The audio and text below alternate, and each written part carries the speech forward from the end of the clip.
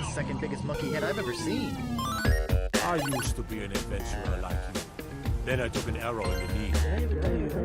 The definition of insanity.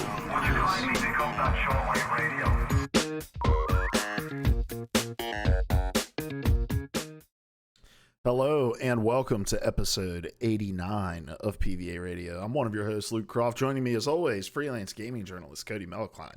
Cody, how's it going, my friend? You know, getting through the week. Almost there. I know it's Thursday. We'll get to that in just a moment.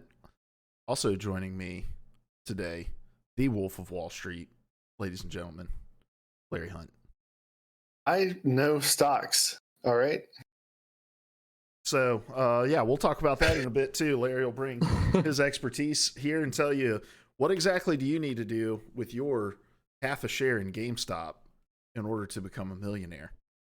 So, yeah, so stay tuned. This is PvA Radio on our brand new night, Thursday nights, over here on twitch.tv/itishoagie. Did you guys lose me for a second? No. Oh. Well, everything just kind of went on the fritz for me. Anyway, we're good. We're still alive. But yeah, having to move from Wednesdays to Thursdays to make it a little easier on us to coordinate and bring you guys a good show so that we're not beat. Specifically, Cody has real busy Wednesdays, so we want to make sure that we keep this show fun, not a chore to do. So hang out with us on Thursdays, listen to it on podcast services and over on YouTube on Fridays. And yeah, no times will change though. So still, I'm supposed to be enjoying this. Occasionally, yeah. Okay, all right. Wonderful. Before we, get into everything, I do want to.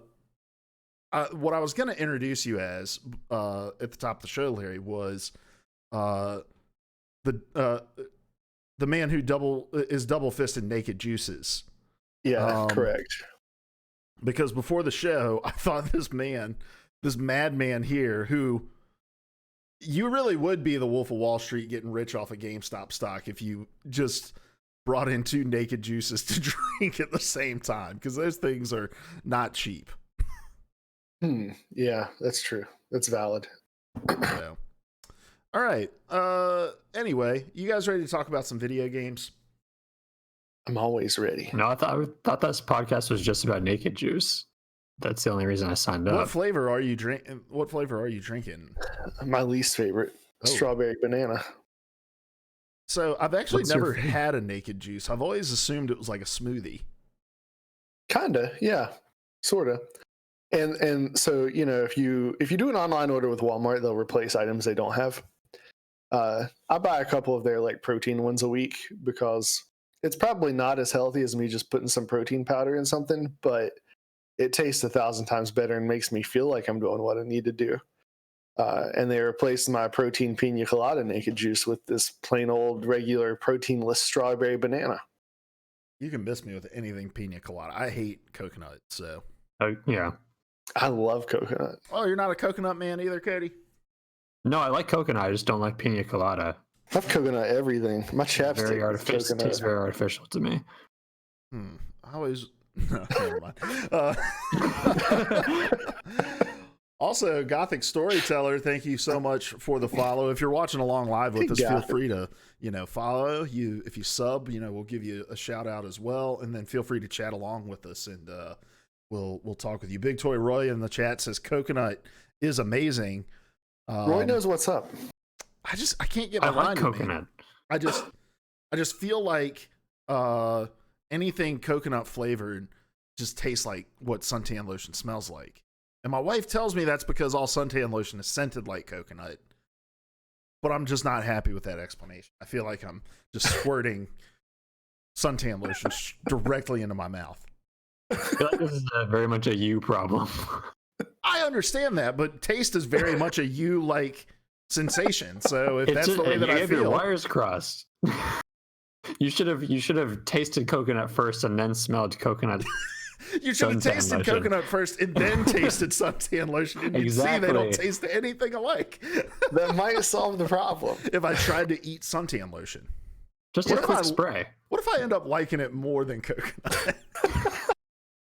Well, you won't last long. That's a whole other problem. Yeah. Big Toro Roy wants to know if I like almond joy. I don't. I don't like the texture of coconut either. That's a fair point. Yeah, I can understand that. The texture of coconut is weird. The only That's way. why. Go ahead. That's why Tallahassee hates snowballs in Zombieland. Because It's not the taste, the consistency. and snowballs are covered in coconut, right?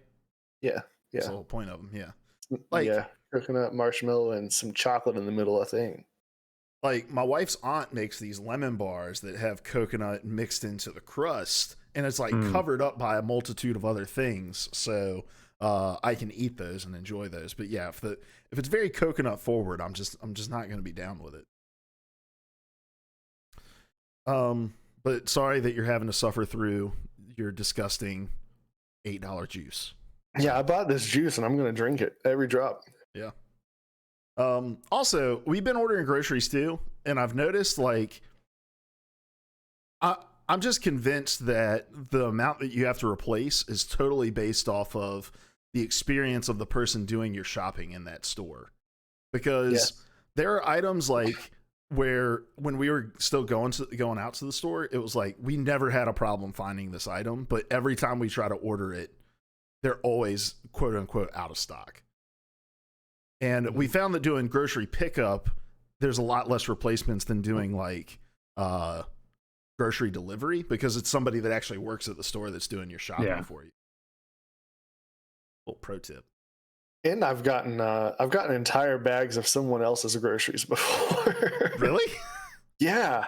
Like multiple times we got home and I'm unloading and Jess are like, this isn't anywhere in the list of stuff we're supposed to have. You're like, why is there just 25 pounds of flour, and why didn't we notice this as we were loading them into the car? The biggest one was like a significant chunk of ham, like to pop in the oven. I guess you keep them, but do you call and like tell them you got the wrong groceries? We called once and they were like, well, it was more or less if we brought it back, they couldn't take it back. I don't know. That didn't make any sense. I suspect I got a teenager on the phone and they just didn't want to deal with it. Wait. Hold on. So It was a perishable. They're like, if you bring it back, we'll give you your other groceries, but we can't take those groceries back. I wasn't missing anything. Oh, you just got somebody else's shit on top Bonus of your stuff. stuff. Yeah. Interesting. I would have just kept. No, don't complain about that. It's just bonus on top. This is manna from heaven. You know? Yeah. Try some new stuff. As long as you didn't get charged for it. Yeah. No. That's true. Yeah, as long as you didn't get charged for it. All right. So now we'll talk about what we came here to talk about, the stock market. No, not yet, because we're going into the dive. Well, the dive, which is our weekly segment where we take a deep dive into a single topic. And you would think, given the absolute just fucking media circus around GameStop, the GameStop stock situation would be the dive for us this week, but it's not.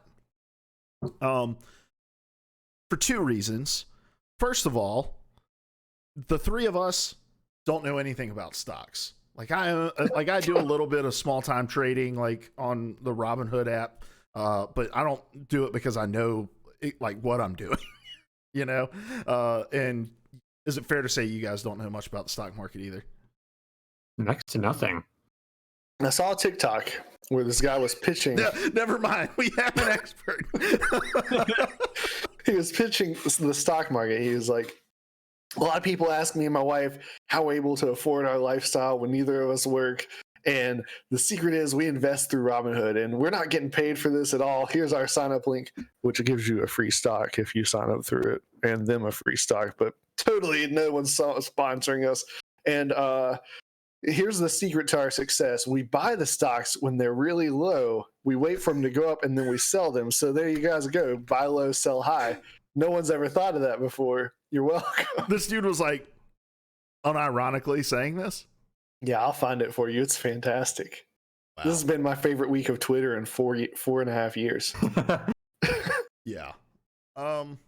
Big Story Roy asked a good question in the chat that we'll get to when we actually start talking about GameStop. That was reason number one. The second reason we didn't put it in the dive is because it really, at the end of the day, has absolutely nothing to do with video games. Like, it's about GameStop, but when this is all said and done and the dust settles, GameStop isn't going to really see any benefit from this outside of like a bump in maybe some name recognition or something like that. But there's a GameStop on every fucking corner of the universe, so how much more recognition do you need? It's like in high school, there was this big fight where this dude smashed a tray over this other dude's head, and my friend Cameron got hit by a little piece of the tray that came off, and he ran around telling everyone he was in that fight. GameStop was in this story in the same exact way.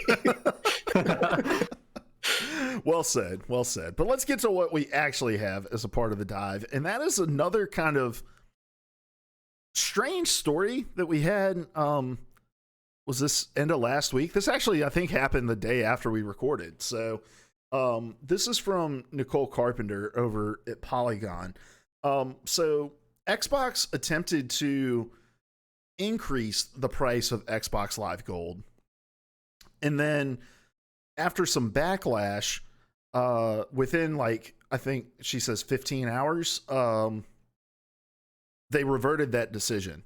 So actually, sorry, this is from Nicole Carpenter and Samit Sakar.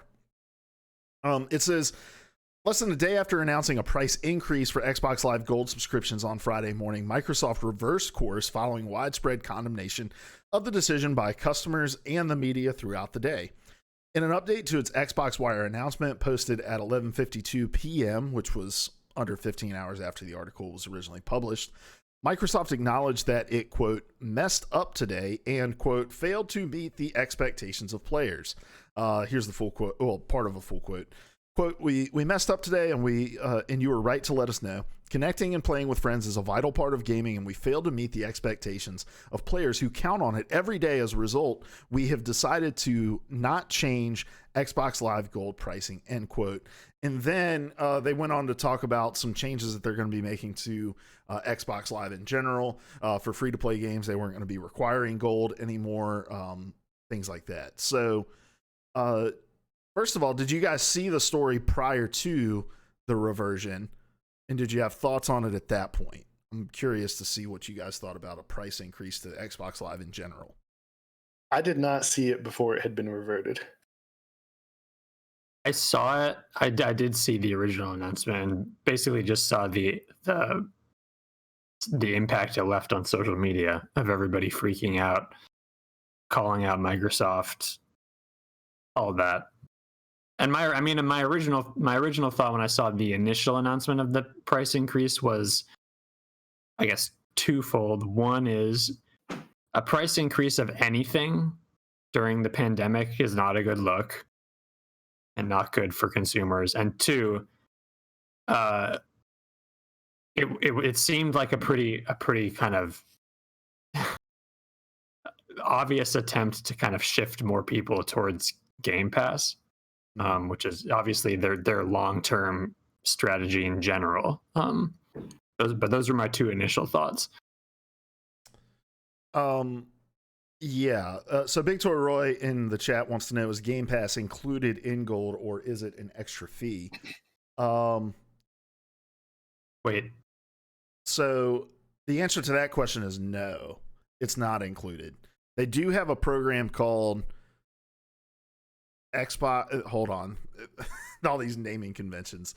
Xbox Game Pass Ultimate that does include. Yeah, it's Game Pass Ultimate. Yeah, Game Pass Ultimate includes Live and Game Pass for both PC and Xbox, and it's $15 a month. So it's and look, that is a pretty solid deal, but you're right, like just the totally transparent change into, like, we're trying to shove you into this other service that does still cost more than Xbox Live does, because I think Xbox Live was $10 a month or something like that. Yeah, on its own. Yeah, on its own. So yeah, that's not a good look. And then I think one of the things they realized in their reversion was like, hey, one of the ways that people are staying connected during this pandemic is by playing video games with their friends. And so for us to up the price not just in the middle of a pandemic that's causing people financial struggle, but also increasing that price and depriving people who can't afford it of a way that they've been connecting with people for the better part of a year at this point is a doubly shitty move. So Yeah, like Comcast just introduced data caps in my area, and I'm like, "Are you serious? Right now? That's the time you're going to do this?" It's slimy. It's awful, and so it did look pretty terrible for GameStop. Or not? I'm sorry. he's so ready. He's so raring to go, man. He's ready to give you his Wall Street bro take on the stocks. For Game Pass, but that's not even what I meant. For gold to go up in cost. Yeah.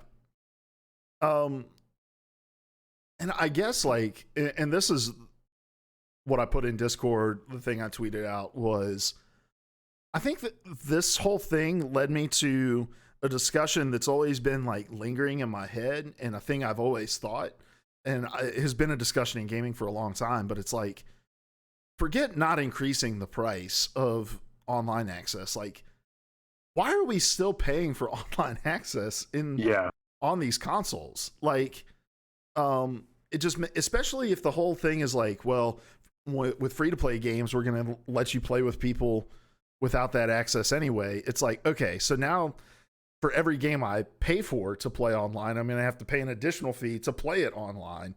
Like, to me, I think the smartest move for someone like Xbox to free up money for people to maybe want to go to Game Pass is to say, hey, online is free. Yeah.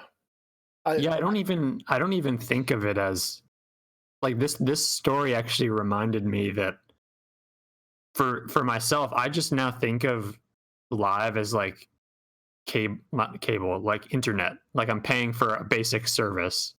I don't even think twice about it. I just pay for it, and it's like on my bill, and the money gets taken out of my account. Mm-hmm. I think of what I'm paying for now as Game Pass, and I personally pay for Game Pass Ultimate, because ultimately you are paying for live, and if you pay for it, just sort of it's the best deal out there when you think about the cost of those two services individually. But like you're right, Luke. It's such a basic, fundamental, and necessary part of the gaming ecosystem now that to not have an online service of any kind, especially now, as you said, during a pandemic where we can't really connect with people in most ways that we would normally, it's just like, it's such a basic thing. It's like the bedrock of most of what we do in games. Mm-hmm. Yeah. There's, a large percentage of the most popular games that are being played right now require an online connection, and so you're paying for a box, you're paying for the game, you're paying for the online access. It's so weird, especially like, I know that's a big selling point for a lot of people with PC gaming, is like you're not paying for online. And it's not just that you're not paying for online, it's that you're playing the same games online that you can play on console online, but then you still have to pay for that service. And in a lot of ways, the service that you get through Xbox Live or PlayStation Network isn't as fully tooled and feature rich as playing online on PC, where you have shared friends lists and Discord and things like that. Yeah.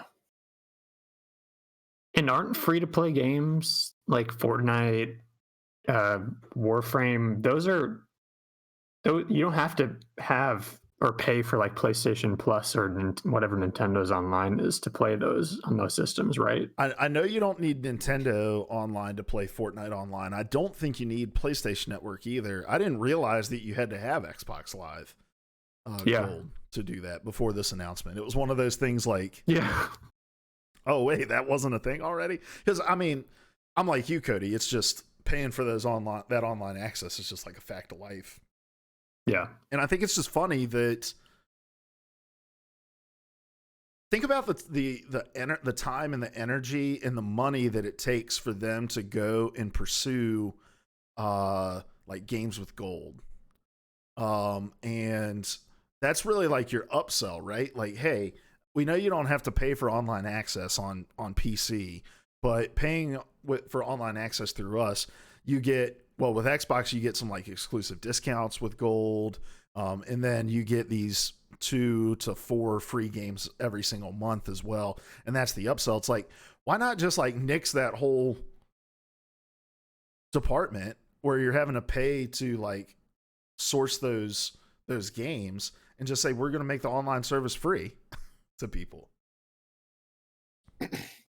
Yeah, and I mean the service you're getting with Game Pass is so much more robust in that respect.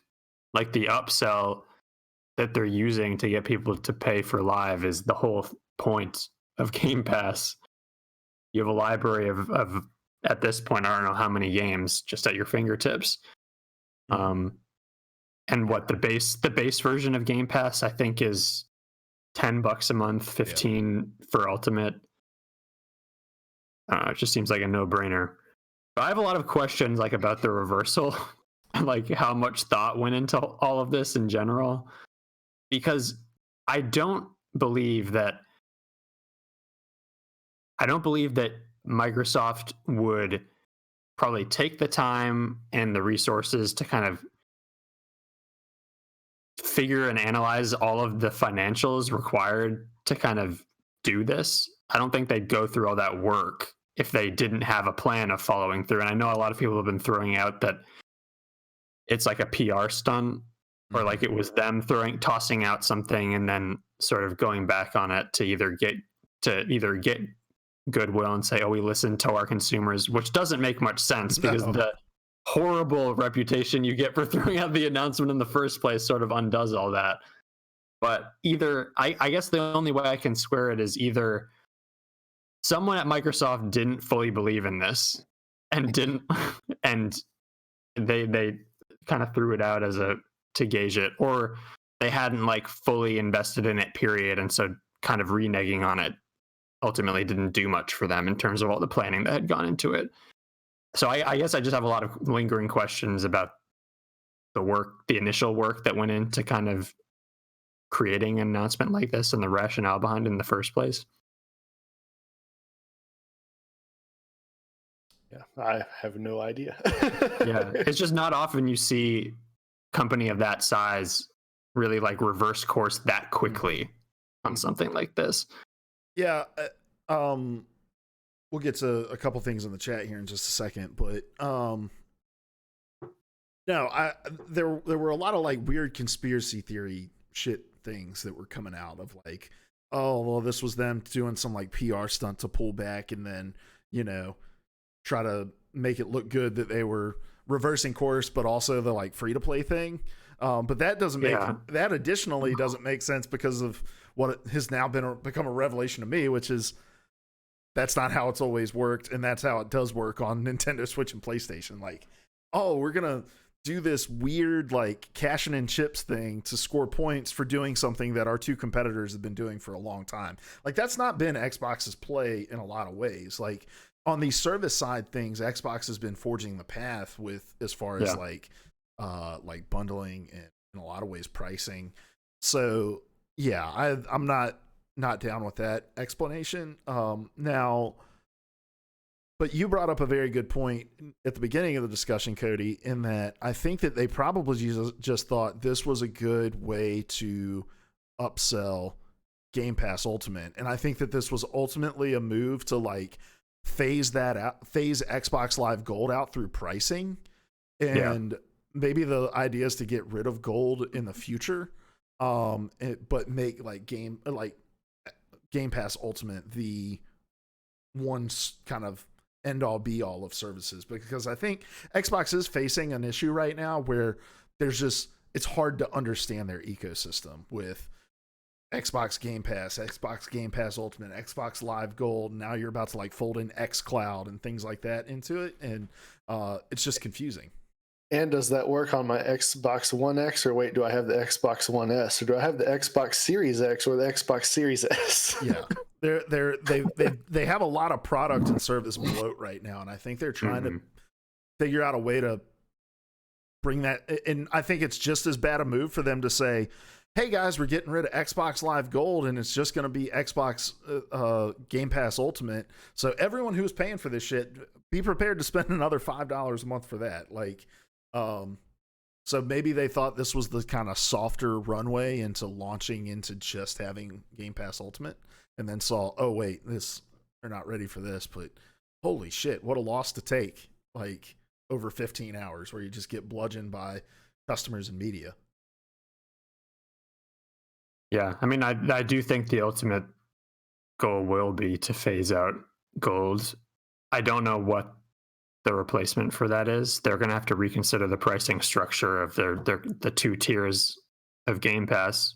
But like, even if that was their plan, was like literally doubling the price the best way to go about that? I feel like there was probably a better. Listen, I'm not the one making these decisions, and I never will be.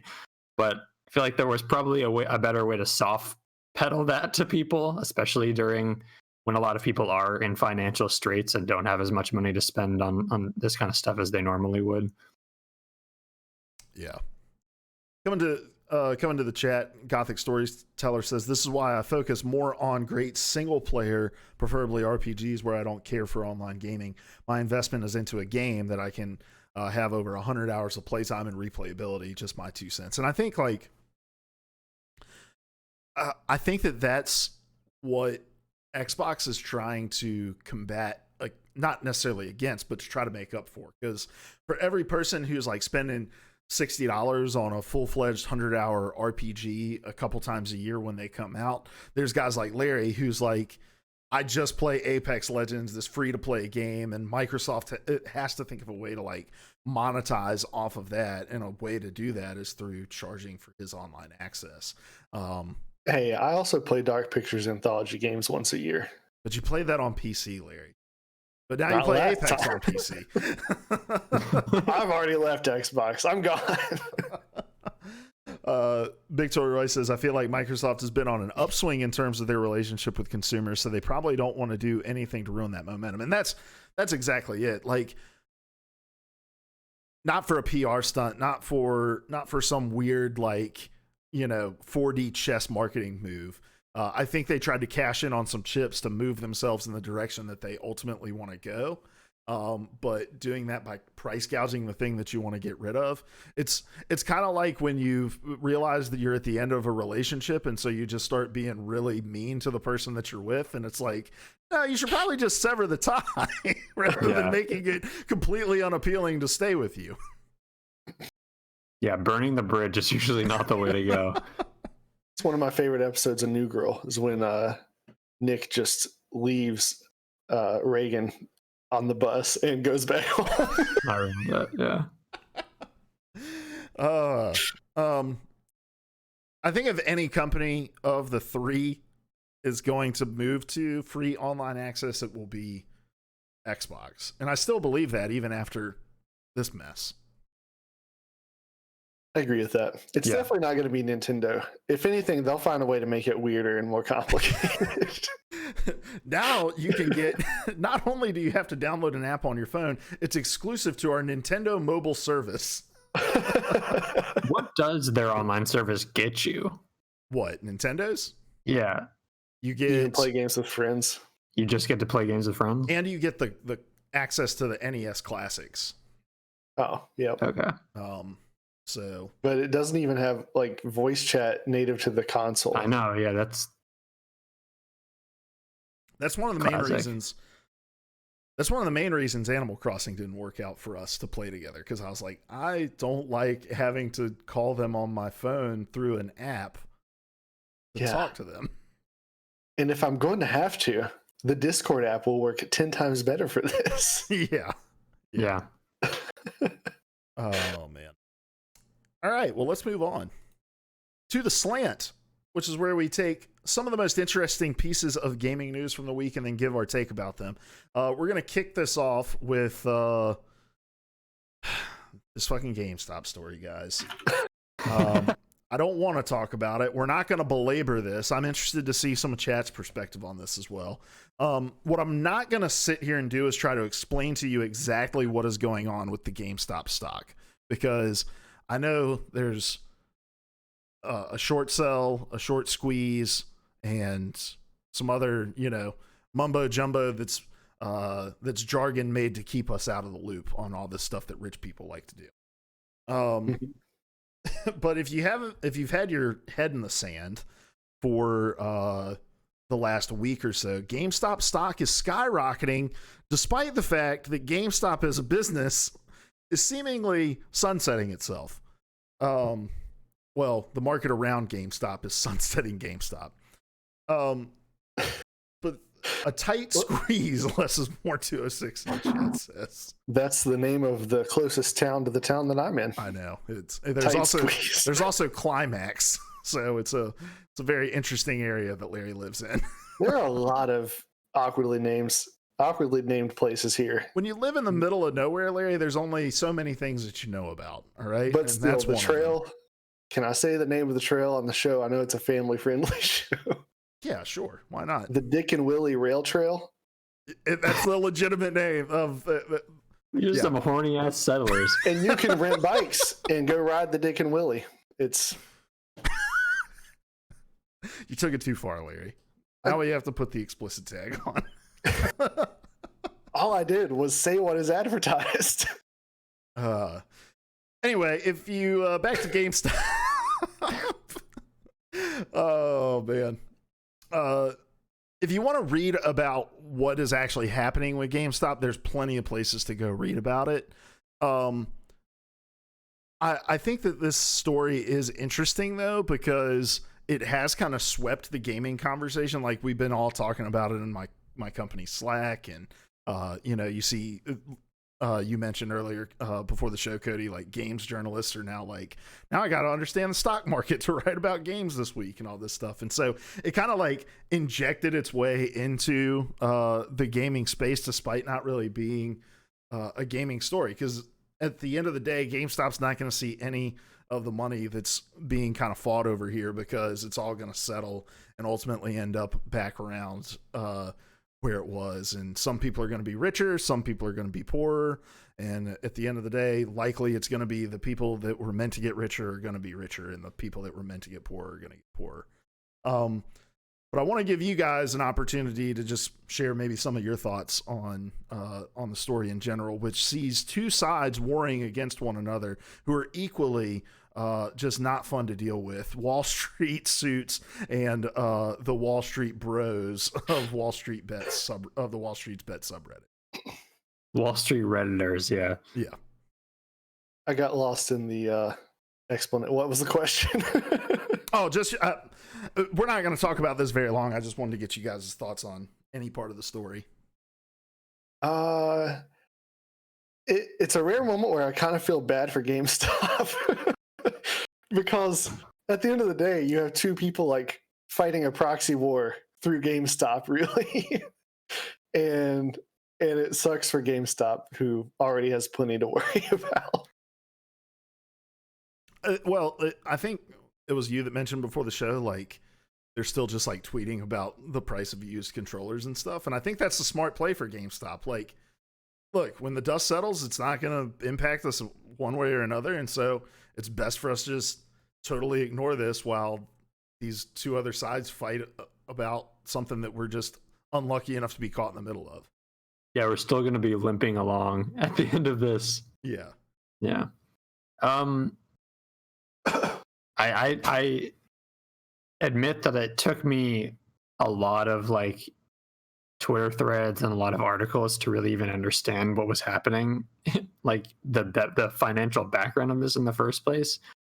But once I sort of grasped it, I guess I just realized, like, I think like a lot of other people, how this, I mean, sorry, this conversation is not going to, as you said, is not going to be about games, but this whole thing sort of just highlights how much of a fiction and like just an idea that the markets are around us. Like we think of them as this sort of like rule bound solvent thing, and it's really not. It's like just a lot of people gambling on our lives and earning money off of things they probably shouldn't be earning money off of.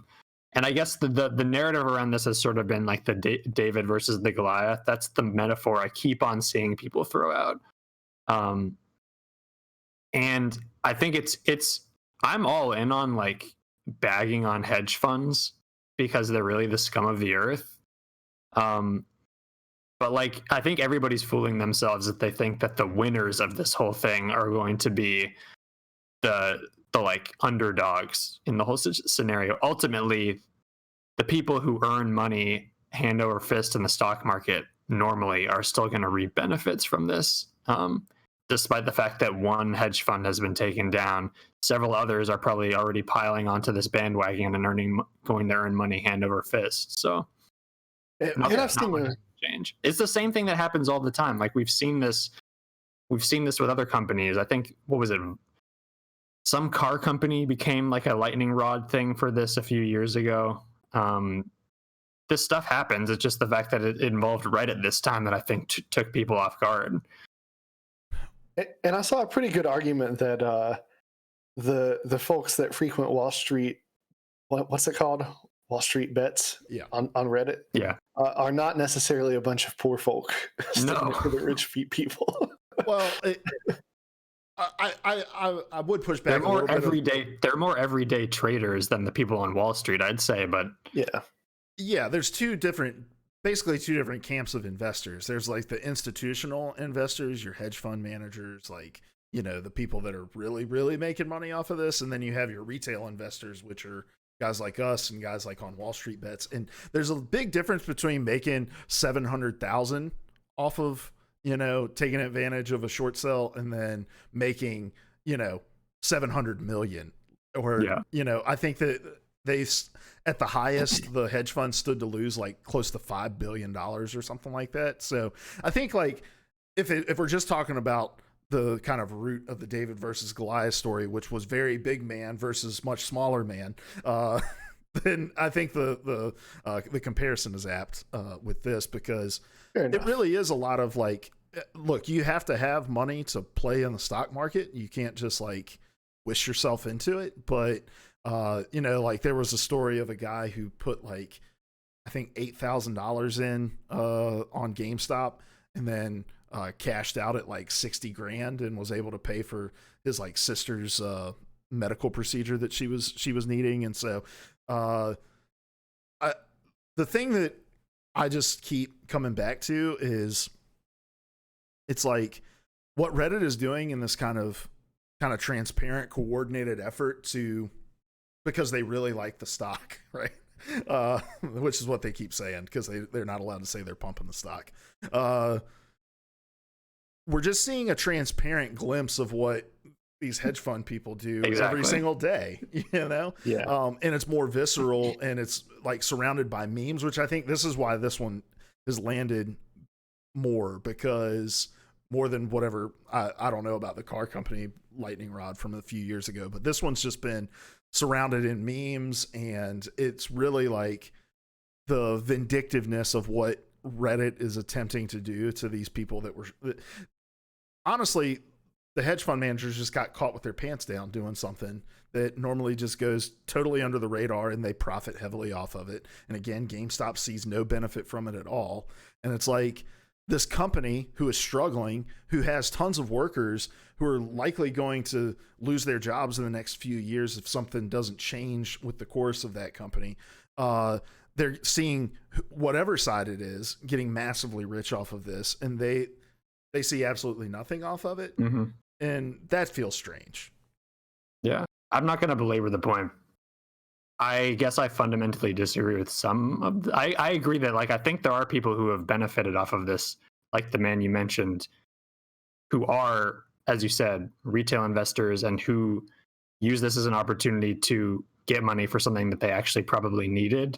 I also do think it's naive to think that those are the only people who have piled onto this. And that's more what I'm saying. Like the David versus Goliath narrative is very simplified for, I think, a situation that has quickly ballooned into something that is much more complicated than that narrative would imply. I've already seen reports of financial reporters and financial analysts saying like they know of hedge funds and like big money players kind of pitching in on this side and kind of basically accelerating the process that has already been happening, that was initiated by Redditors. Which, I mean, you're right. Like, ultimately, the hedge fund managers who were kind of got caught with their pants around their ankles. Like, I have no problem with them enduring like financial decline or financial ruin based on this.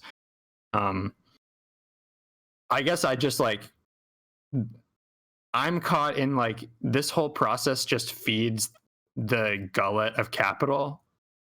I'm someone who's opposed to the entire concept, is what I'm saying. Oh yeah, so it's great. Like, it's great to catch a glimpse of the process itself, something we often don't get to see. People like us who don't pay attention to this news at all and just live our lives without knowing what the big wigs are doing. So it's great to see, like, as you said, like a transparent example of what these people are doing every day, and how they make their money, just being kind of reversed and thrust at them. So that's great. I just think, well, and this is the reason we're in the situation we're in general in the world. Well, and it's kind of like the perfect stock to bring awareness to these issues to people who would otherwise not care about this. Like, if this was happening to Nokia, right, which is another stock that got shut down, but not nearly to the atmospheric extents that GameStop has. If this just happened to Nokia, there'd be far less talk about it because Nokia's still making phones you can run over with your car. Like what are they doing, right? But with GameStop, like, that's something we all know, we all see. It's kind of the people that are trading their games in at GameStop aren't the kind of people who pay attention to stocks. Sure. So for those two worlds to collide, it's kind of like the perfect meme-worthy thing to cause all of this attention. But no, I agree with you, Cody. The memes have been glorious. And even if there aren't billionaires getting rich off the back of this, Goliath is still going to win because they're going to come in and squash anything like this in the future with some sort of stupid regulation that benefits the side that's supposed to be winning. So, well, then Wall Street Bets just needs to figure out how to organize themselves into a hedge fund. They just need to go camp outside of Wall Street, and I don't know, occupy it maybe. So yeah, maybe not right now. Yeah, no, don't do it. Large gatherings right now, but well, I for one love hedges. I think they make a yard look a lot better. There, I'm pro hedge. On that point, we're moving on. To our next story, Vicarious Visions is Dr. merged. Steve Brule. Dr. Steve Vicarious Visions. Vicarious Visions has merged into Blizzard. This is a story from Brendan Sinclair over at gamesindustry.biz. Again, this one happened late last week, after we recorded the show. It says Activision Blizzard has moved its Vicarious Visions studio from the Activision side of the business to the Blizzard side. The publisher today told gamesindustry.biz that effective today, it is merging Vicarious Visions into Blizzard Entertainment. And then going forward, the Vicarious Visions team of about 200 people will be employees of Blizzard and fully, end quote, fully dedicated to existing Blizzard games and initiatives, end quote, which means the Tony Hawk Pro Skater 1 and 2 studio will no longer be creating games as the lead developer. So this story got a lot of attention for a couple reasons, and I think there were some kind of interesting discussions that were happening around this. The first was just, well, does this mean that we're not going to see Tony Hawk? And I don't know if that's exactly what we can see from this. We just got the remakes of Tony Hawk 1 and 2. I guess Tony Hawk 3 would be the other one, or Tony Hawk, what was it? Maybe Thug would be another one you'd want to see, but none of the new Tony Hawk games have been good. So, there was that angle. What's that? And didn't they help with Crash Bandicoot? I was trying to check myself here. Yes, they did. Yeah, they helped with all those kind of like older 3D platformer IP that Activision got in that like buy up of stuff. So, so that was one of the angles, but the other angle was this whole idea of like, oh my gosh, all of these smaller studios are getting bought up by these bigger entities and folded into their thing. And the rumors right now that Jason Schreier from Bloomberg's Jason Schreier has reported that Vicarious Visions is working on the Diablo 2 remake. So a lot of discussion about like, oh man, why are they taking all of these like smaller teams that have talent and bringing them in to work on existing projects rather than working on something new. What are you guys' thoughts around this story? So the reason I thought about the Crash stuff and even Tony Hawk, like a lot of the Tony Hawk games in the later years had kind of a story component to them. I wonder if some of this has to do with like Overwatch 2. You know, they've been kind of testing the waters on doing some campaign type stuff. There are a lot of indications that that's going to be a part of that game. So I could see some of these smaller companies being folded into Blizzard to handle that rather than utilizing existing resources or making a bunch of new hires for it. So the rumors that they're working on Diablo 2 fully, or as a support studio? Let me double check. I think it was just as like a support studio. I don't think they're working on it fully. Yeah. And I guess it should be clarified that this was Vicarious Visions shifting from Activision, the Activision side of Activision Blizzard to the Blizzard side of Activision Blizzard. Yes, correct? That is correct. So is it really them I guess, yeah. Well, to clarify, so this is from the Destructoid article that's linked here. According to Bloomberg sources, Diablo 2 has been in development at Blizzard Team 1, but the project fell into disarray in mid-2020 following the lukewarm reception to another classic remake, Warcraft 3 Reforged. Supposedly, Team 1 has been pulled from the project, and Diablo 2 placed under the watch of Vicarious Visions and the Diablo 4 team. So, okay. So Vicarious Visions according to this rumor, is acting in a like a support role, support capacity. Okay. Yeah. So I guess maybe it speaks more to the capacity at Blizzard to do the projects that it's working on than it does Vicarious Visions' success, because as far as I knew, the people loved the remakes of Tony Hawk 1 and 2. I'm not sure how they sold. Maybe they didn't. I granted the appeal of like a skateboarding game in 2020 is not what it was when those games originally came out. But I wonder. I think this maybe speaks to the dire straits that the teams at Blizzard are in over these projects, because clearly, as you said, it was falling into quote disarray already. So they're kind of shifting teams around to kind of get the resources necessary to complete these things. Yeah. Well, one of the like emerging things that I saw was just like this.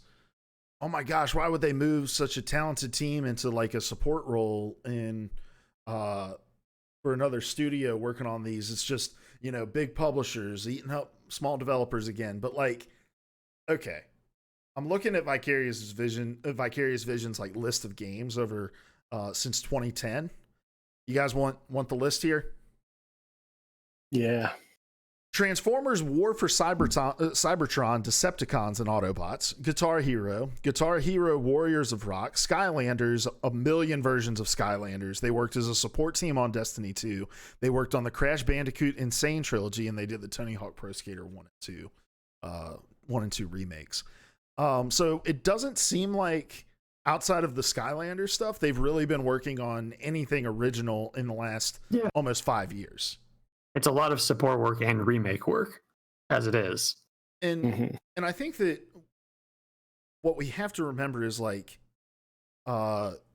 studios have to grow and evolve with the available technology, the available engines, like the newly formed techniques that are coming up in development. And I think just like pining for the days of old with a team like Vicarious Visions, who did do, solid work earlier than that and are known for a lot of really good games, but those good games are almost a decade ago. There's a lot of growth and development that needs to happen between those games and where we currently are, multiple generations of consoles later and multiple iterations of PC technology later. And to just say like, oh my gosh, it's another talented team swallowed up. It's like, well, maybe that talented team is talented in these ways that can be offered for support, but they just don't have the pedigree and the chops to create and do products. And like, that's a totally fine thing to say and a totally fine conclusion for a company to come to. I feel like if Activision or Blizzard felt like they had a really talented studio that could develop like consistently solid new IP, then they would have left Vicarious Visions alone. But something in the assessment had to say, no, it's better if we just pull this team over and use them in these ways instead. And that's not to disparage or anything. Sure. I think there are some studios that are great as their own standalone entities, but every studio has, like a lot of major studios do have support studios that do assist them, and clearly they've done, I mean, even in their capacity as a support studio, not sure what specifically they worked on Destiny 2, but the work that team and those teams have been pumping out post-release for Destiny 2 seem to be largely high quality. So clearly they've done great support work, and with Tony Hawk 1 and 2, they've proved themselves in their ability to kind of remaster or remake a game. So I think it sounds like they're well suited to the task. If it's true, if that what they are working on is Diablo 2, it sounds like they're well suited to kind of take that. Also, like, I'm sure a lot of the members of that team loved Diablo 2. And so it's not like they're rolling their eyes that they now have to work on this project. I'm sure some of them are happy. Some of them would probably be happy to work on original IP, but that's one of the greatest games of all time. Mm-hmm. So I think the team itself, I would be interested in polling them, but I'm sure a lot of members of the team are excited to be able to work on that project too. I think the other interesting angle to this story is just like, we've kind of been talking about the thinning out of Activision Studios and the number of teams that are like working on things that aren't Call of Duty. And I think this is, let's see, there was a weird game that didn't Activision publish, was it Dark Souls 4 or? Oh, Dark Souls 3. Yeah, that's what I meant. Dark Souls 3. They had a weird hand in like publishing that. Yeah. But outside of Call of Duty, what have they really like? And they published obviously the Tony Hawk Pro Skater 1 and 2, but like, what else is Activision published that hasn't been Call of Duty over the last few years? I think Cody's pulling it up. This wasn't a trick question. Yeah, I'm genuinely curious. Yeah, no, I'm looking. I was looking at their studios, and most of them are dedicated to Call of Duty. Yeah, I was just scrolling through. Most of them are just like the city name because it's, and they've got like Raven, who works on, I think like level design on Call of Duty games now, in partnership with Sledgehammer. I think they've even moved Sledgehammer into a support role rather than making mainline Call of Duty games. You've got Demonware that's doing like online, building for Call of Duty. Yeah. In terms of publishing, they did, so Skylanders is Activision, or was Activision. Destiny also was Activision up until 2018. That's when we had the original conversation. That's what it was. Yeah. And they did actually, so I forgot about this, and this was probably part of that limited partnership, but they did publish Sekiro as well, which was another From Software game. That's what it was. It wasn't Dark Souls 3. It was Sekiro, but I was conflated. I was mixing up Sekiro and Ghost of Tsushima. And I was like, wait, Sekiro was PlayStation, but it's not true. Yeah. Yeah. So just that's not a lot. No, not a lot. And I imagine that's one of those, like, the opportunity comes along from Software and you just take it because it's some quick money. But I feel like Activision should just change their name to be more Call of Duty centric because it doesn't seem like they're pursuing. And we also had the story like a year and a half ago where it was basically like some people left Activision because they kept pitching ideas that weren't Call of Duty, and they were like, we're cool. Unless you want to talk about Call of Duty, you can get out of my office. Yeah. Time to stop being Activision and start being Relaxed Division. Am I right? Oh, yeah. Apparently today is the show where Larry makes a bad dad joke and we move to the next topic. Dude, I love this. This will be my role from now on. It's all I'll do. I'll never read the notes again. You'll be like some horrible shock jock DJ and play some sound effects after it.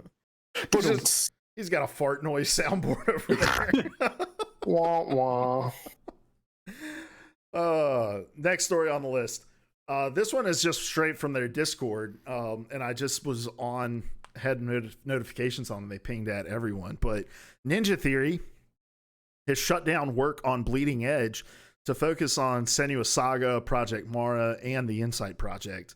From Discord, the studio said, quote, "With the studio now focusing on our new projects," and they listed them again, "we have decided that there will be no further content updates for Bleeding Edge. The game is still playable on Xbox and PC.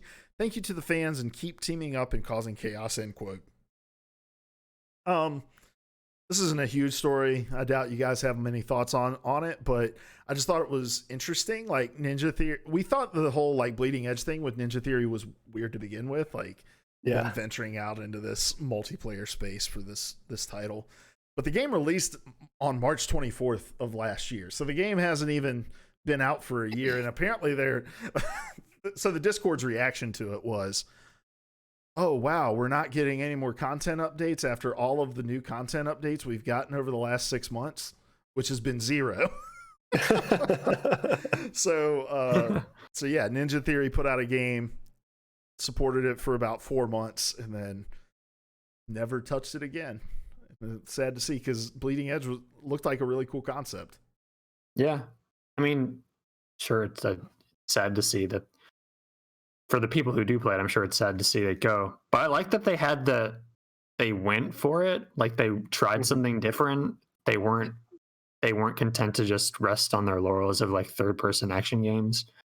Obviously, this is still, I think, is it still a third-person action-ish multiplayer combat game? But the multiplayer thing is new, so I like that they tried something new. But yeah, myself, like a lot of people, are just like, just give me Senua's Sacrifice 2. Let me play it now. I have to. Oh, go ahead. What I'm excited about from that message, the Discord message, is the reminder that Project Insight exists. It's been a long time since we talked about that, but it's really cool. And if you haven't looked it up, Chad, I highly recommend you go and check it out. It's a real attempt at using video games to treat mental illness. Like there's a really big academic backing to what they're trying to do, and I thought that was really neat. You know, Senua's Sacrifice is all about that as a story, and then they leverage those same concerns into trying to do something real in the world. So that's cool. Yeah. I also think that had Ninja Theory not been bought by Xbox, their support of Bleeding Edge may have been a little different, but I think it was just one of those like, oh, well, we don't need like a persistent, game as service kind of thing where now we've got the financial backing of Microsoft to kind of pursue the projects we're really, really passionate about. Not to say they weren't passionate about Bleeding Edge, but I just think the support would have looked a little different if it wouldn't have been like, man, we're about to have to eat our costs just as a studio of our own. Yeah, the timing for the release of that and the acquisition was odd and a little bit unfortunate for the game, but still on Game Pass. Yep. So playable. All right. Next story on the list. Larry, over to you. All right. Sorry, I didn't have my marker ready to go. But there's a rumor going around that KOTOR is in development. Knights of the Old Republic. This is an old, very beloved Star Wars game. It's an RPG. It's sort of like a Star Wars WoW. It's not a 1-to-1, but that's probably the closest comparison, I think. And I'm reading an article from kitguru.net. KOTOR Revival said to be in the works, not being developed by EA, by Matthew Wilson. And so, yeah, that's the notable thing, that EA is not developing this. There are indications that this is not the Ubisoft open world game, that's something different entirely. So that was what was really interesting to me, because last week I said that I could see KOTOR being Ubisoft's open world game. It appears I'm wrong, and that's exciting to me, because I want to see Ubisoft doing something new. And the identity of the studio that's doing it is, we've been told that it's going to be a surprise. But Shinobi, I'm reading from an article here, quote, Shinobi, a well-known figure in the gaming community who occasionally reveals insider information, later added that the studio behind the KOTOR Revival is not as mysterious as you think, explaining that it's not a household name most people are aware of. So, Aren't those, yeah. Aren't those saying like the opposite thing? I think his point was... oh, it's not like a big secret because it's somebody that we all know and love, and we're gonna like crap our pants when we hear that they're making it. Yeah, he was trying to like dial the hype down a little bit, I think. Got it. So yeah, this was interesting to me. I actually thought this was coming, but I thought it was coming from Ubisoft, and it appears it's not. So what are your guys' thoughts on this, and who do you think the mystery studio might be? Yeah, if you could, I guess if you could have, you're the Star Wars guy here, Larry. If even though Luke is the one wearing the Mandalorian sweatshirt, if you could have a studio of your dreams work on this, who would it be? I have no idea, man. He's like, who made Marvel Ultimate 3? Respawn. I mean, I'm trying to think of who does this style of RPG anymore, even. Like Blizzard is it when I think about it. Are you guys who made the original?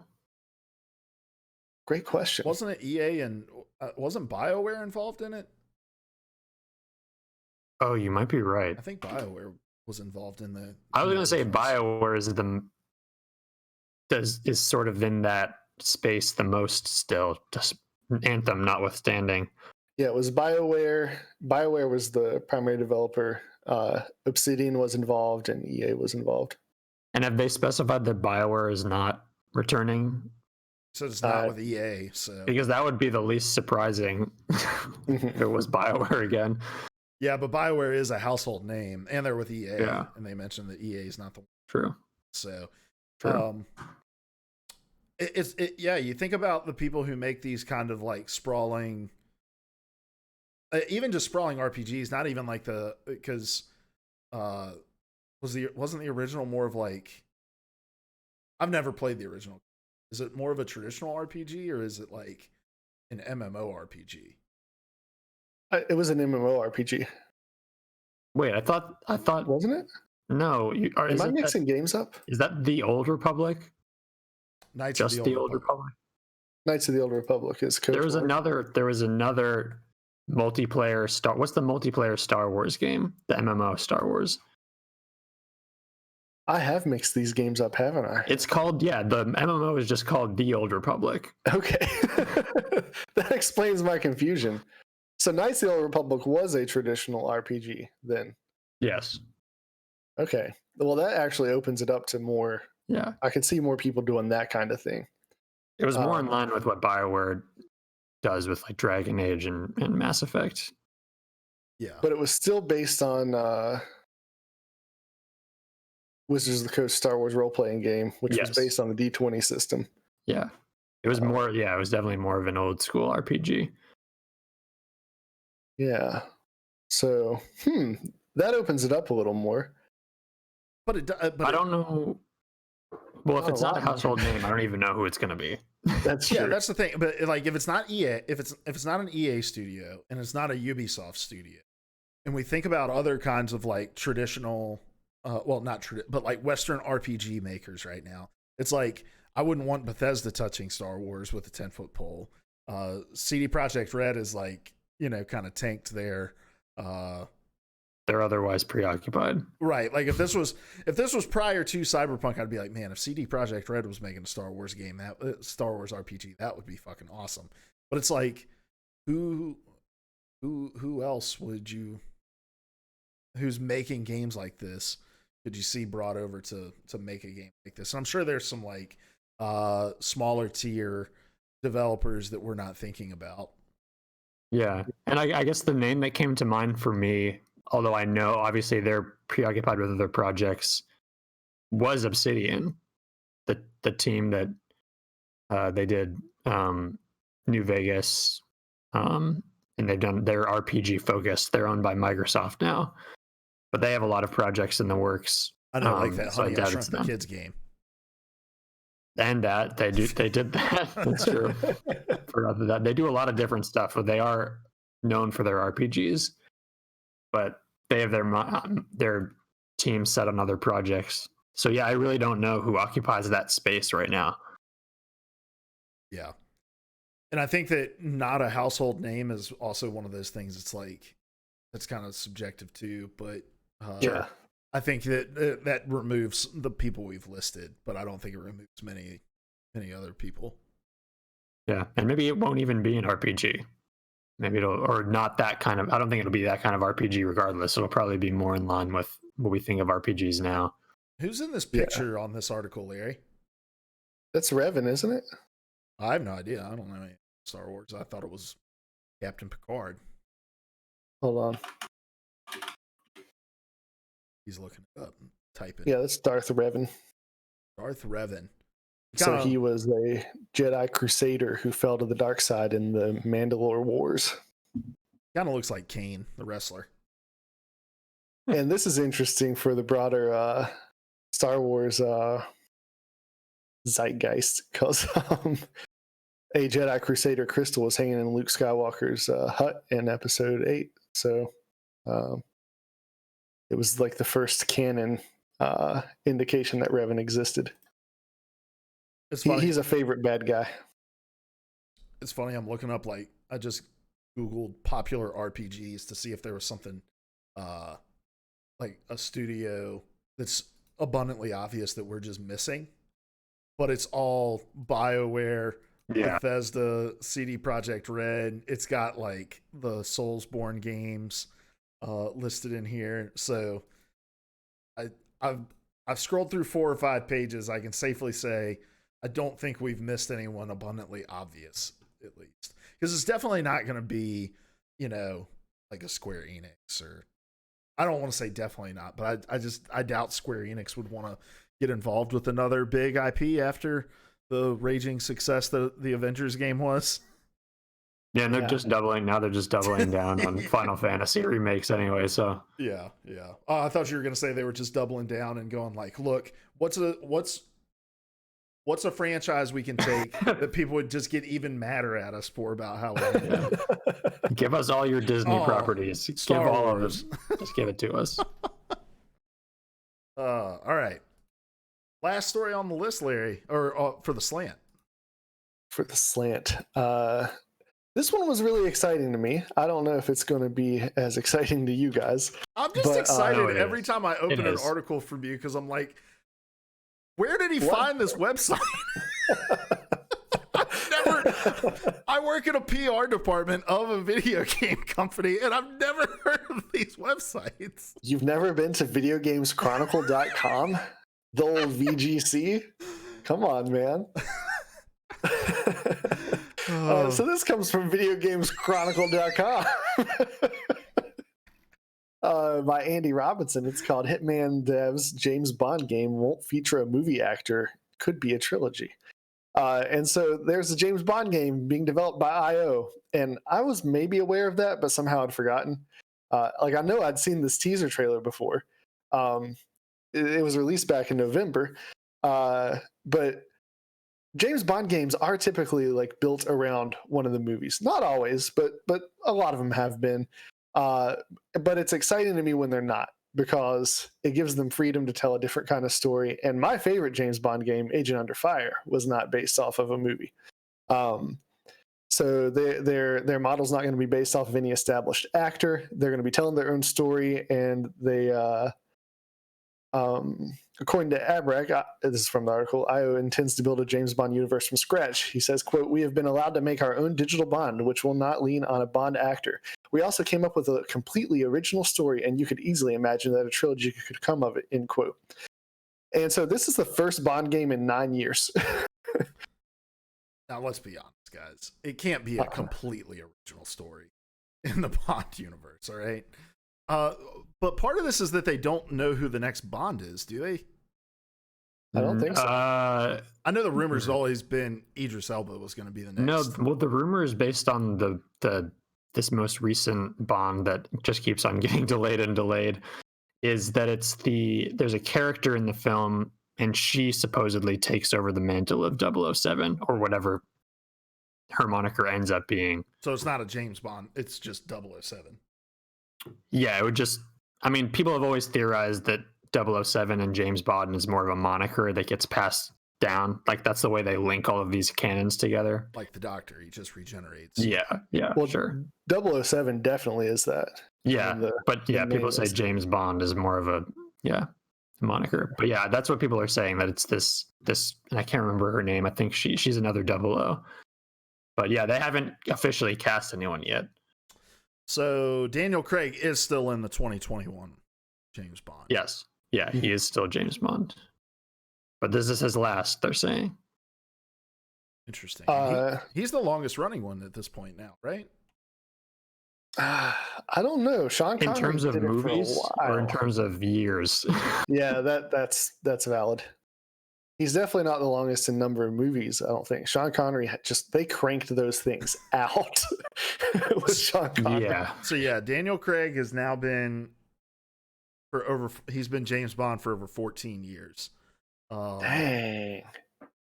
So But the development of some of these have been pretty protracted. yeah, I'm looking this It's up. only 4 or 5 movies, right? Yeah, there's Casino Royale, there's Quantum of Solace, Skyfall, Spectre, and then the 5th one will be No Time to Die.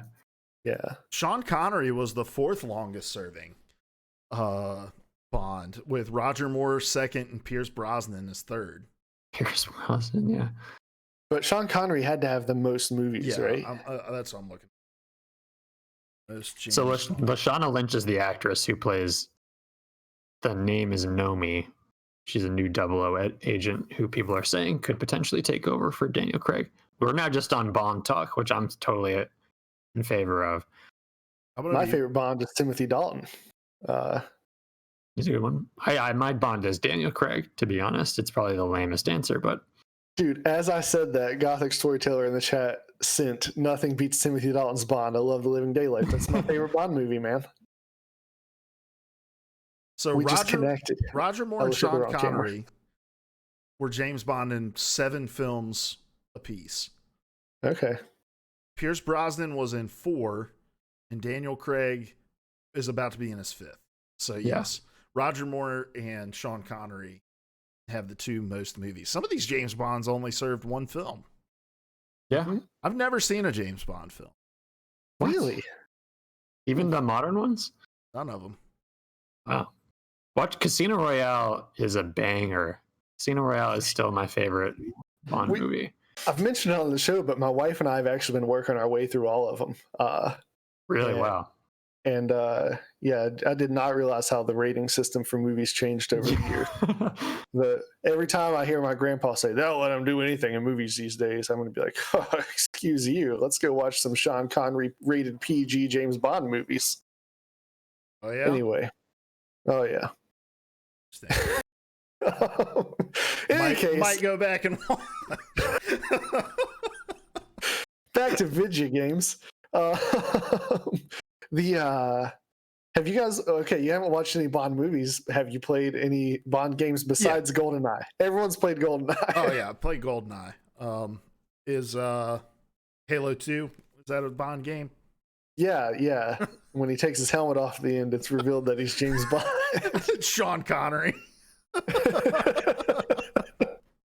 in his 8th appearance as James Bond. No, I have not played anything other than Gold. How about you, Cody? What's the? I'm trying to look up the name of it now. Night something. Nightfire. That's what Nightfire. Gothic Nightfire. Storyteller's saying in the chat. He's just Yeah, on the I same played that That's a wavelength. good one.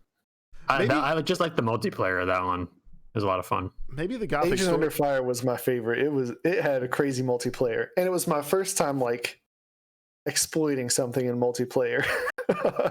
You had a Q claw, a grappling hook that could touch anything. It was on no cooldown whatsoever, and me and Sounds this guy balanced. named Dizzy went and saw the first Tobey Maguire Spider-Man movie, and then we started playing around with the Q claw. And I got so good with that Q claw, I could just swing through the game like Spider-Man, killing people, and they couldn't touch me. But anyway, the campaigns of those games were always really fun. And then there was like this difference in narrative, like not narrative, design direction, where they started making them in third person. And I don't know if that was a contributing factor to the decline in popularity, but they had a few games there in a row that did not do so hot. And that's why you haven't seen one in 9 years. Yeah, they were just kind of cheap movie tie-ins to kind Yeah. of bank off of the movie's release. Yeah. This is So- this for me. This is the perfect combination of studio and property. Yes. The iOS Hitman games are excellent. I haven't played the third one. I'm excited to play the third one. But if you played those games, like they clearly are fans of James Bond. The kind of spy work, the very kind of silly, over the top spy work that happens in those games. Granted, but it's excellent. And so I'll be interested to see what they do with the James Bond property and to tell a story of their own in that world. Yeah. I'll also be interested just to see what their James Bond looks like, acts like, kind of if it is more in line with the Sean Connery or Pierce Brosnan era, if it's more grounded like the Daniel Craig verse. Like the Hitman games are not grounded whatsoever, and they're better for it. So I'll be interested to see how they take that, what tone they take with their James Bond game. Yeah. Regardless of the tone, I think the gameplay will be Yeah. more spy-esque than anything we've ever gotten in a James Bond game. Like they had missions where you were trying to be sneaky and do stuff, but was more mostly a often than shooter. not, it just turned into shoot everybody. Yeah. Yeah, I remember the GoldenEye stuff sometimes just kind of feeling like a Call of Duty, like a spy game. Yeah. Which, to be fair, most of the movies devolve into Yeah. that sooner or later. But Yeah. He's not a great spy in any of the movies. Let's see. The Gothic Storyteller, who I'm just convinced is the three of our collective consciences rolled up into one person saying things as we're about to say them. But he says, Hitman by IO is a godsend. Favorite map is the movie set from Hitman. If I understand right, I've played part of the first Hitman, and then the second one was the one where they tried the weird, like, episodic release schedule, right? That was the first one. Was it the first one? The second Okay. the second one I believe was just a full release. That's right, because the first one they canceled pre-orders, then announced the episode. It was like a whole shit show. But so that first game, it all felt kind of siloed, right? Because it was all about just like creating a lot of replayability within each level to carry you to the next one. Was there a lot of like overarching story involved in it?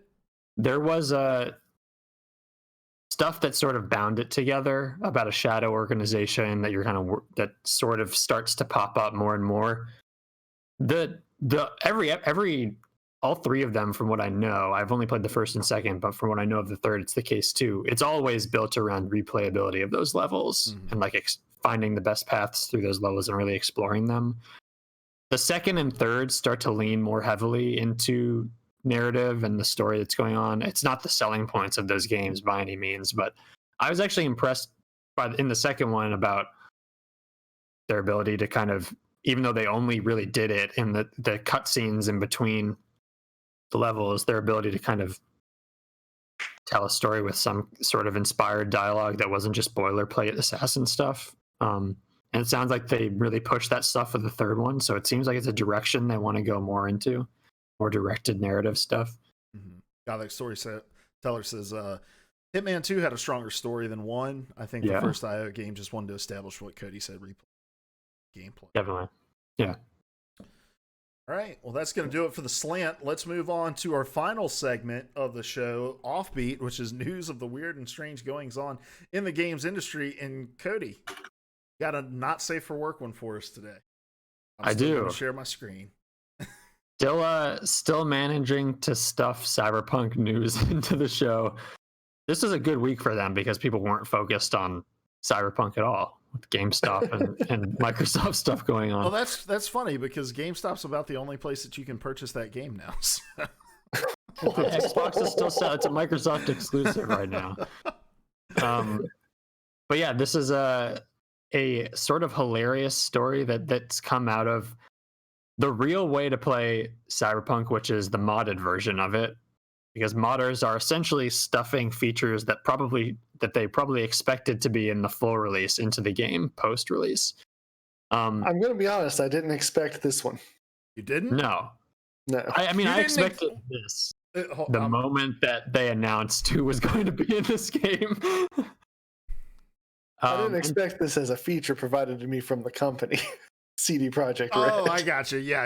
I'm picking up what you're throwing down now. Sure. Thought you were saying you didn't expect the modders to make such a. Oh no, the modders are going to do what they're going to do. So the title of this article from Cass Marshall over at Polygon is Cyberpunk 2077 dev asks fans to stop having sex with Keanu Reeves. And I got to read the subhead because the subhead is amazing. The subhead is "Wake up, samurai! We've got a city to bang," which is a riff on his quote. "We've got a city to burn" from the trailer that got everybody hyped about Keanu Reeves. And so this comes after a number of other mods have sort of taken characters in the game that you can't have sex with and sort of modded the game and put their character models on escorts in the game that you can have sex with in order to be able to sleep with them and have romance with them. And some playful modders have done so with Keanu Reeves, and CD Projekt Red responded, and I'll read out their statement here.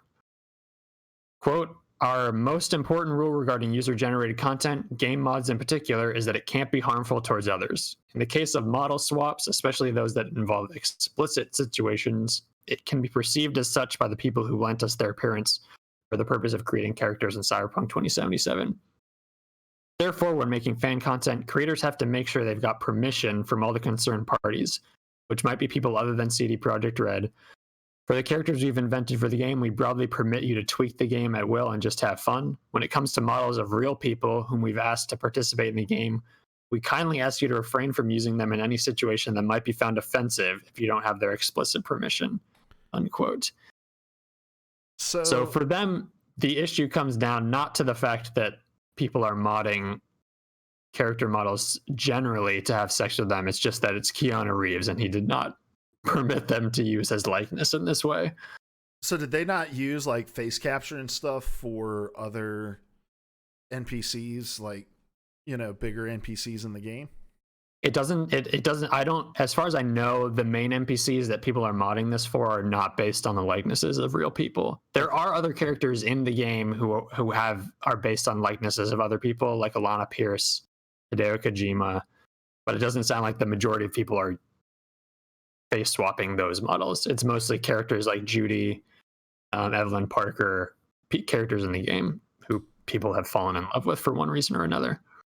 Yeah. I mean, look, I like the explanation that they put out. I think that is a complete and totally fair assessment of it. If I lent my likeness to a video game and some very oddly kinky subsection of human beings wants to see me having sex and therefore modded a game to do it, I would feel a little weird about that too. So not just you having sex, they want to have sex with you, which is what's happening here. Interesting.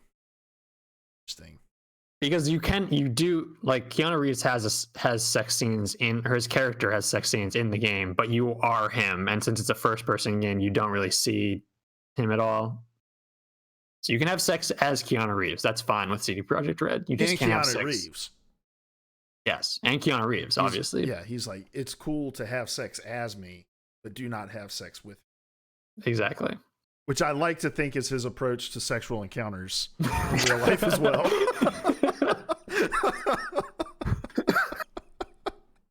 Just a general rule of thumb. Oh, And you got man. on to me for talking about riding bikes. You said a bad word though after it. All right, guys. Willie? Oh, apologies to all of our Bill fans out there. Or Free Willy fans. I should have used the proper billium. There you go, Bill. I am. All right, guys. Well, let's wrap this show up. That was a great offbeat to bring. We haven't had an offbeat in a couple weeks, so that was a strong one to bring it back on for the headline alone. But then when we dug down into the explanation, I felt a little bad for laughing at, because it did make sense. So, all right, but let's get out of here for the evening. Let's go around the circle. Who are you? Where can people find you? What are you going to be tweeting about this week, Larry?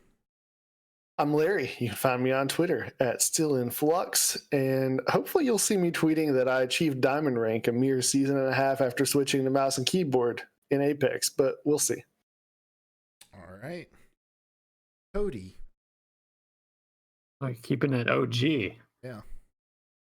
I'm Cody. You can find me on Twitter at ProLectioneer. I'm going to be tweeting about my God of War replay through that I'm doing right now. There's a lapse in the game release schedule, so I'm taking the chance to replay God of War on PS5 and still loving it. All right. I'm Luke Croft. You can find me on Twitter at itishoagie. And I'm just I haven't really been tweeting a whole lot lately, to be honest with you. I tweeted about my 1-year anniversary at Modus, and that's been about it. 1 year. I responded. You didn't even acknowledge me. You didn't log back on to acknowledge. He did. Liked it. You sent the Ron Swanson "I'm proud of you" gif. Because I am proud of you. Thank you, Larry. I definitely appreciate that. And I'm proud of everyone who tuned into the show, hung out with us today. Gothic Storyteller, Less is More 206, and Big Toy Roy. Thank you so much. And also thanks for the follow, the Gothic Storyteller. Even though we forced you to do it if you wanted to talk to us. Yeah, my apologies. Did not know that follower only chat was on Scuff Streamer here. But until next time, guys, we love you. Goodbye. Why, that's the second biggest monkey head I've ever seen. I used to be an adventurer like you. Then I took an arrow in the knee. The definition of insanity. Would you kindly pick up that shortwave radio?